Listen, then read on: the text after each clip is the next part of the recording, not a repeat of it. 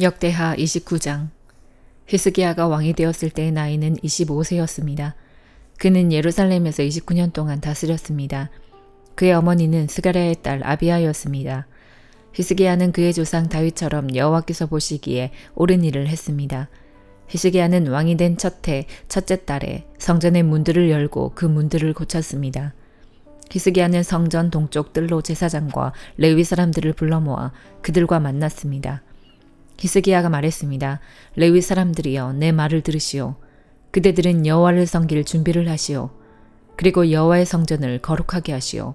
성전을 더럽히는 것들은 성전에서 다 없애시오. 우리 조상들은 하나님께 복종하지 않았고 여호와께서 보시기에 악한 일을 했소. 그들은 여호와를 저버렸소. 그들은 여호와가 계시는 성전에서 예배드리는 일을 멈추고 여호와를 배반했소. 그들은 성전 현관 문들을 닫아버리고 등불도 꺼버렸소. 그들은 거룩한 곳에서 하나님께 향을 피우지도 않았고 번제도 드리지 않았소.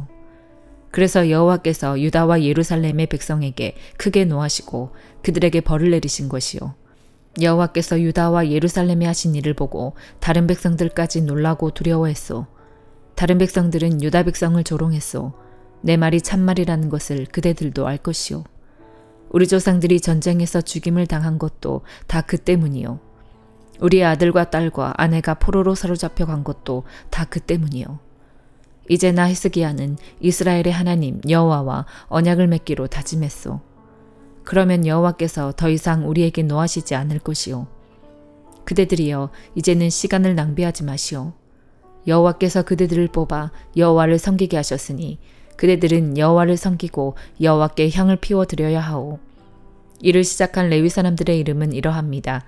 구앗 집안에서는 아마세의 아들 마학과 아사랴의 아들 요엘입니다.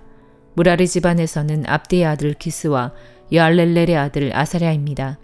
게르손 집안에서는 심마의 아들 요아와 요아의 아들 에덴입니다. 엘리사반의 집안에서는 시므리와 여우엘입니다. 아삽의 집안에서는 스가랴와 마따니아입니다. 헤만의 집안에서는 여우엘과 시므이입니다. 여두둔의 집안에서는 스마야와 우시엘입니다. 이 레위 사람들은 자기 형제들을 불러 모은 다음 성전에서 여호와를 섬기기 위해 자기들의 몸을 거룩하게 했습니다. 그들은 왕의 명령에 복종했습니다. 그들은 여호와의 성전을 깨끗하게 하려고 그곳으로 들어갔습니다. 제사장들도 여호와의 성전을 깨끗하게 하려고 그리로 들어갔습니다. 그들은 여호와의 성전에 들어가 부정한 것은 보이는 대로 다 꺼내서 성전 뜰에 두었습니다. 그러면 레위 사람들은 그것을 기드론 골짜기로 가져갔습니다. 그들은 첫째 달 초하루에 여호와의 성전을 깨끗하게 하기 시작했습니다. 그달 8일째 되는 날에 그들은 성전 현관에 이르렀습니다. 그들은 8일 동안 여호와의 성전을 깨끗하게 하는 일을 했습니다. 그리하여 그달 16일째 되던 날에 일을 마쳤습니다. 그들이 히스기야 왕에게 가서 말했습니다. 우리가 여호와의 성전 전체를 깨끗이 했습니다. 번제단과 거기에 딸린 기구들도 깨끗이 했고 거룩한 빵을 놓아두는 상과 거기에 딸린 기구들도 깨끗하게 했습니다. 아하스 왕은 성전 안에 있는 물건들을 없앴지만 우리는 그것들을 제자리에 가져다 놓고 또 거룩하게 했습니다. 이 모든 것들이 이제 여호와의 제단 앞에 있습니다. 이튿날 아침 일찍 히스기야 왕은 그 성의 지도자들을 불러 모았습니다. 그들은 여호와의 성전으로 올라갔습니다. 그들은 황소 7마리, 순양 7마리, 어린 양 7마리, 그리고 순염소 7마리를 가져왔습니다. 그 짐승들은 백성과 유다 나라의 죄를 씻고 성전을 깨끗이 하기 위한 제물이었습니다. 히스기야 왕은 아론 집안의 자손인 제사장들에게 명령하여 그 짐승들을 여호와의 제단 위에 바치게 했습니다. 그리하여 제사장들은 황소를 잡은 다음 그 피를 제단 위에 뿌렸습니다. 순양도 잡아서 그 피를 제단 위에 뿌렸습니다. 다음에는 어린 양을 잡아서 그 피를 제단 위에 뿌렸습니다. 그런 뒤에 제사장들은 순염소들을 왕과 거기에 모인 백성 앞에 가져왔습니다. 그 순염소들은 죄를 씻는 제물인 속죄 제물이었습니다. 왕과 백성은 순염소들 위에 손을 얹었습니다. 그러자 제사장들이 순염소를 잡고 그 피를 제단 위에 뿌려 속죄제로 삼았습니다. 이렇게 이스라엘의 죄를 씻기 위해 순염소를 제물로 바쳤습니다. 이 모든 것은 왕의 명령대로 되었습니다. 히스기야 왕은 여호와의 성전에 레위 사람들을 두고 제금과 비파와 수금을 연주하게 했습니다. 그 일은 다윗 왕과 선견자 각과 예언자 나단이 명령한 일이었습니다. 이는 여호와께서 이들을 시켜 내리신 명령이었습니다. 그리하여 레위 사람들은 다윗의 악기를 들고 섰습니다. 그리고 제사장들은 나팔을 들고 섰습니다. 히스기야가 제단 위에 태워드리는 제물인 번제물을 바치라고 명령했습니다. 번제물을 바치기 시작하면서 여호와께 노래 부르는 일도 시작되었습니다. 나팔도 불었습니다. 그리고 이스라엘의 왕 다윗의 악기들도 연주되었습니다. 모든 백성은 예배를 드렸고 노래하는 사람들은 노래를 불렀으며 나팔 부는 사람들은 나팔을 불었습니다. 태워드리는 제물인 번제물을 다 바칠 때까지 그렇게 했습니다. 제물을 모두 다 바치고 나서 히스기야 왕과 거기에 모인 백성이 다 하나님께 예배드렸습니다. 히스기야 왕과 그의 관리들은 레위 사람들에게 명령하여 다윗과 선견자 아삽이 지은 노래로 여호와를 찬양하게 했습니다. 그들은 기쁨에 겨워 하나님을 찬양했습니다. 그리고 하나님께 경배를 드렸습니다. 그런 뒤에 히스기야가 말했습니다. 이제 그대들 유다 백성은 여호와께 바친 몸이 되었소. 여호와의 성전으로 가까이 나아오시오. 제물과 예물을 바쳐 여호와께 감사드리시오. 그리하여 백성들은 여호와께 감사드리며 제물과 예물을 바쳤습니다. 원하는 사람은 누구나 번제물을 바쳤습니다. 백성이 번제물로 가져온 것은 수소가 70마리, 순양이 100마리, 어린 양이 200마리였습니다. 이 짐승들은 모두 여호와께 태워드리는 제물인 번제물로 바쳐졌습니다. 여호와를 위해 거룩히 구별한 예물은 황소가 600마리, 양이 3000마리였습니다. 번제물로 바칠 짐승들의 가죽을 다 벗기기에는 제사장들의 수가 모자랐습니다. 그래서 제사장들의 친척인 레위 사람들이 그 일을 도왔습니다. 그들은 그 일을 마칠 때까지 그리고 다른 제사장들이 여호와를 섬기기 위해 자기 몸을 거룩하게 할 때까지 제사장들을 도왔습니다. 오히려 레위 사람들이 제사장들보다 자기 몸을 거룩하게 하는 일에 더 열심이었습니다. 제사장들은 많은 번제물 외에도 화목제물의 기름과 부어드리는 제사인 전제도 드려야 했습니다. 여호와를 섬기는 일이 여호와의 성전에서 다시 시작되었습니다. 하나님께서 백성을 위해 모든 일을 잘 마칠 수 있도록 해주셨고 그 때문에 히스기야와 백성은 매우 기뻤습니다. 요한계시록 15장. 나는 하늘에서 크고 놀라운 또 다른 신기한 광경을 보았습니다. 7 천사가 마지막 재앙인 7 재난을 내릴 준비를 하고 있었습니다. 이 재난이 끝나면 하나님의 진노도 끝이 날 것입니다. 나는 불이 섞인 유리바다 같은 것을 보았습니다. 짐승과 그의 우상과 그의 이름을 상징하는 숫자와 싸워 이긴 사람들이 그 바다 곁에 서 있었습니다. 그들은 손에 하나님이 주신 검은고를 들고 하나님의 종 모세와 어린 양의 노래를 부르고 있었습니다. 크고 놀라운 일을 행하신 주님, 주 여호와 만군의 하나님, 주님께서 하시는 모든 일은 올바르고 참되십니다. 모든 나라의 왕이신 주님, 만민이 주님을 경배합니다. 주님을 찬양합니다. 오직 주님만이 거룩하신 분이십니다. 모든 백성이 주님 앞에 나와 경배합니다. 이는 주님은 의로우시고 공평하시며 아무 흠도 없으신 신실한 하나님이시기 때문입니다. 이 광경 후에 나는 하늘의 성전인 언약의 장막이 열리는 것을 보았습니다. 그 안에서 7가지 재난을 내릴 7 천사가 나왔습니다. 그들은 깨끗하고 빛나는 모시옷을 입고 가슴에는 금띠를 두르고 있었습니다. 그때 네 생물 중 하나가 7 천사에게 금대접을 하나씩 주었습니다. 그 대접에는 영원히 살아계신 하나님의 진노가 가득 담겨 있었습니다. 성전은 하나님의 영광과 능력에서 나오는 연기로 가득 찼습니다. 어느 누구도 7 천사의 7 재난이 끝나기까지는 성전에 들어갈 수 없었습니다. 스가랴 11장. 레바논아, 네 문을 열어라. 불이 네 백향목을 태울 것이다. 소나무야 울어라. 백향목이 넘어졌도다. 큰 나무들이 꺾였다. 바산의 상수리 나무야 울어라.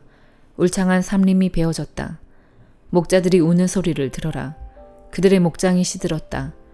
사자들의 울부짖는 소리를 들어라. 요단 강가의 무성한 숲이 황폐하게 되었다. 여호와 나의 하나님께서 이렇게 말씀하셨다. 너는 죽임당할 양떼를 먹여라.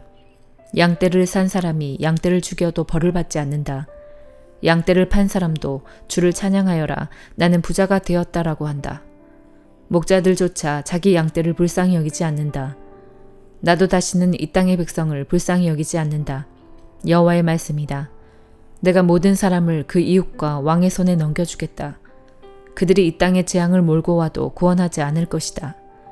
그래서 나는 죽임당할 양떼 그 가운데서도 가장 약한 양들을 먹였다.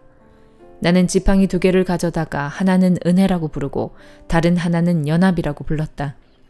그리고 나는 양떼를 먹였다. 1달 사이에 나는 새 목자를 쫓아냈다.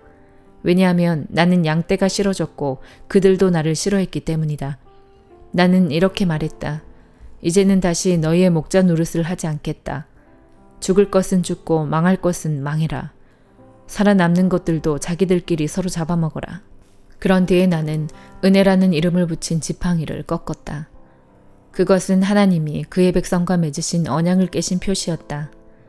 그날에 그 언약이 깨졌다. 그때 약한 양들이 나를 지켜보고 있었고 그들은 나의 행동을 통해서 여호와께서 말씀하고 계시는 것을 알았다. 내가 그들에게 말했다. 나에게 싹을 주고 싶으면 주고 주기 싫으면 주지 말아라.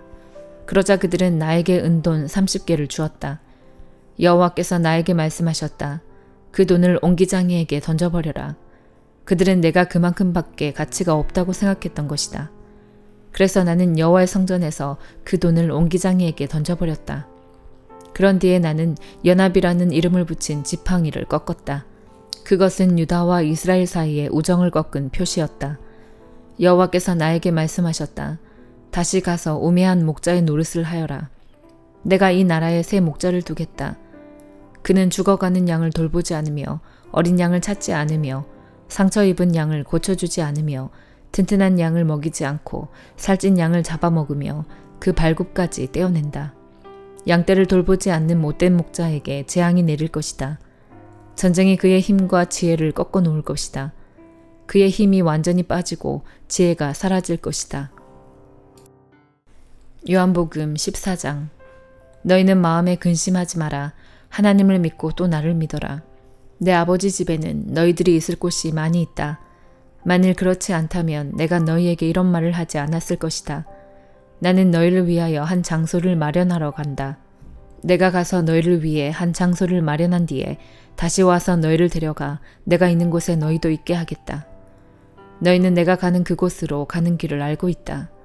도마가 예수님께 말했습니다.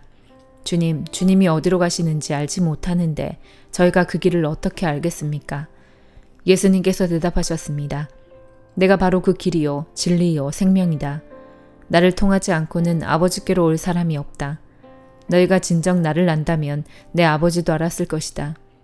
이제 너희는 그분을 알았고 또 그분을 보았다. 빌립이 말했습니다. 주님, 저희에게 아버지를 보여주십시오. 저희에게는 그것으로 충분합니다. 예수님께서 대답하셨습니다. 빌립아, 내가 이렇게 오랫동안 너희와 함께 있었는데 아직도 너는 나를 모른단 말이냐. 나를 본 사람은 아버지를 본 것이나 다름이 없는데 어떻게 네가 저희에게 아버지를 보여주십시오 라고 말하느냐. 너는 내가 아버지 안에 있고 아버지께서 내 안에 계신 것을 믿지 못하느냐. 내가 너희에게 하는 말은 내 스스로 하는 말이 아니다. 이 말은 내 안에 계시면서 그분의 일을 하시는 아버지의 말씀이다. 내가 아버지 안에 있고 아버지께서 내 안에 계시다는 내 말을 믿어라. 나를 믿지 못하겠으면 내가 행한 표적 그것만이라도 믿어라. 내가 너희에게 진리를 말한다. 나를 믿는 사람은 내가 지금까지 해온 일들을 그 사람도 행할 것이다. 심지어 이보다 더 큰 일들도 행할 것이다. 그것은 내가 아버지께로 가기 때문이다. 그리고 너희가 내 이름으로 무엇이든지 구하면 내가 너희에게 다 이루어 주겠다. 그리하여 아버지께서 아들로 말미암아 영광을 받으시게 될 것이다. 너희가 내 이름으로 무엇이든지 내게 구하면 내가 다 이루어 주겠다. 너희가 나를 사랑하면 내 계명을 지켜라. 내가 아버지께 구하겠고 그분은 너희와 영원히 함께 있을 다른 보혜사를 보내주실 것이다. 그분은 진리의 성령이시다. 세상은 그분을 보지 못하고 알지도 못하므로 그분을 받을 수 없다. 그러나 그분이 너희 안에 계시고 너희는 그분 안에 있기 때문에 너희는 그분을 아는 것이다. 나는 너희를 고아처럼 버려두지 않고 너희에게로 다시 올 것이다. 조금 있으면 세상은 더 이상 나를 보지 못할 것이나 너희는 나를 볼 것이다. 그것은 내가 살고 너희도 살 것이기 때문이다. 그날에는 내가 아버지 안에 있고 너희가 내 안에 있고 내가 너희 안에 있는 것을 너희가 알게 될 것이다. 내 계명을 가지고 그것을 지키는 사람이 나를 사랑하는 사람이다. 그리고 나를 사랑하는 사람은 내 아버지께 사랑을 받고 나도 그를 사랑하여 그에게 나를 나타낼 것이다. 그때 가룟 사람이 아닌 다른 유다가 예수님께 말했습니다. 주님께서 자신을 우리에게는 나타내시고 세상에는 나타내지 않으시는 이유는 무엇입니까? 예수님께서 대답하셨습니다. 나를 사랑하는 사람이라면 나의 교훈을 지킬 것이다. 내 아버지께서 그를 사랑하실 것이고 우리가 그 사람에게 와서 함께 있을 것이다. 나를 사랑하지 않는 사람은 내 교훈을 지키지 않는다. 너희가 듣는 이 교훈은 내 것이 아니고 나를 보내신 아버지의 교훈이다. 이 모든 것을 내가 너희와 함께 있는 동안에 너희에게 말하였다. 그러나 내 아버지께서 나의 이름으로 보내실 진리의 성령이신 보혜사께서 너희에게 모든 것을 가르치시며 내가 너희에게 말한 모든 것을 생각나게 하실 것이다. 내가 너희에게 평안을 남긴다. 곧 나의 평안을 너희에게 준다. 내가 너희에게 주는 평안은 세상이 주는 것과 같지 않다. 너희는 마음에 근심하지도 말고 두려워하지도 마라. 너희는 내가 갔다가 너희에게로 올 것이다 라고 말한 내 말을 들었다. 너희가 진정 나를 사랑했다면 내가 아버지께로 가는 것을 기뻐했을 것이다. 이는 아버지가 나보다 더 크신 분이기 때문이다. 내가 지금 이 일이 일어나기 전에 너희에게 말하는 것은 이 일이 실제로 일어날 때 너희로 하여금 믿게 하기 위해서이다. 이 세상의 통치자가 오고 있으므로 더 이상 너희와 많은 말을 나눌 수가 없다. 하지만 이 세상의 통치자는 나를 마음대로 할 권세가 없다. 그러나 내가 아버지를 사랑하고 아버지께서 내게 명하신 대로 내가 행한다는 사실을 세상은 알아야 할 것이다. 일어나 이곳을 떠나자. 아멘.